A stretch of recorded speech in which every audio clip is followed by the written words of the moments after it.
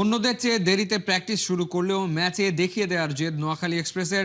Pacer Hasan Mahmud বলছেন, নোয়াখালীর ওই অঞ্চলের মানুষ ক্রিকেট প্রেমী, মাঠে মিলবে অনেক সাপোর্ট। স্কোয়াড নিয়েও বেশ স্বস্তিতে লক্ষ্মীপুরের ছেলে হাসান। বিপিএলকে কাজে লাগিয়ে বিশ্বকাপের আগে নির্বাচকদের ভাবনায় ফেলাই তার লক্ষ্য। সাইফুল রূপকের রিপোর্ট। আমরা আশা করি আপনারা আমগুলো লেগে দোয়া করবেন। লক্ষ্মীপুরের হাসান মাহমুদের কণ্ঠে নোয়াখালীর ভাষা। ভক্তরা কি শুনবে তার কথা? নোয়াখালী লক্ষ্মীপুর দুই জেলাই পড়েছে চট্টগ্রাম বিভাগে। বিপিএলে নবাগত দলটার খেলা দেখতে, জয়ের পর উৎসবে মাততে চট্টলার মাঠে কি উপচে পড়বে ওই অঞ্চলের ক্রিকেট প্রেমীরা? চট্টগ্রাম রয়্যালসের পাশাপাশি সাগরপাড়ের সাগরিকা স্টেডিয়াম হয়তো নোয়াখালী এক্সপ্রেসের হোম গ্রাউন্ডেও রূপ নেবে। নোয়াখালী এবং লক্ষ্মীপুরবাসীদের ক্রিকেটের প্রতি এত ভালোবাসা, এত তাদের ক্রিকেটটাকে এত পছন্দ করে তারা, এবং নোয়াখালী টিম এখন বিপিএলও আছে, তো ওইভাবে আমরা অনেক সাপোর্টটা পাবো আশা করি ওদের কাছ থেকে। পেস অ্যাটাকে হাসান মাহমুদ, রেজাউর রাজা, মুশফিক হাসান, মেহেদি রানা। ওদের ওপেনিং জুটি প্রতিপক্ষদের রাতের ঘুম হারাম করে দিতে পারে।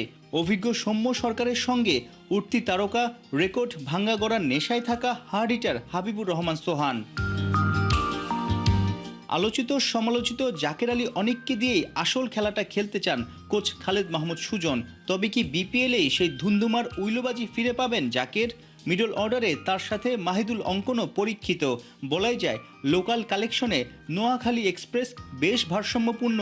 লোকালরা যারা আছে ওরা খুবই এক্সপিরিয়েন্স প্লেয়ার, আরও যারা ইয়াং যারা আছে লোকাল, ওরা খুবই এক্সপিরিয়েন্স, ওরা বিগত কয়েক বছর ধরে বিপিএল খেলছে। আর যারা ফরেনার আছে, ওভারঅল আমাদের টিমের ইউনিটিটা খুবই ভালো আমি যা দেখলাম। বিপিএল এর পরপরই টি-20 বিশ্বকাপ থাকায় সবাইকেই একটু বেশি সিরিয়াস দেখা যাচ্ছে। মুস্তাফিজ, তাসকিন অটো চয়েস, তানজিম সাকিব, শরীফুল, সাইফুদ্দিন ও হাসান মাহমুদ, চারজনের মধ্যে হয়তো দুজনের মিলবে বিশ্বকাপের টিকিট।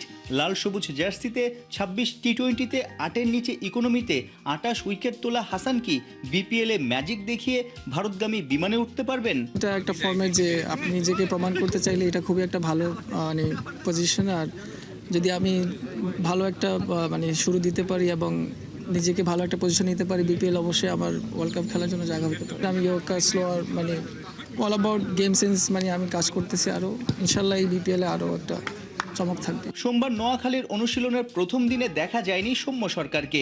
এখনও ওদের কোনো বিদেশি ক্রিকেটার ঢাকায় আসেনি। 26 তারিখ উদ্বোধনী দিনেই চট্টগ্রামের বিপক্ষে প্রথম অ্যাসাইনমেন্ট।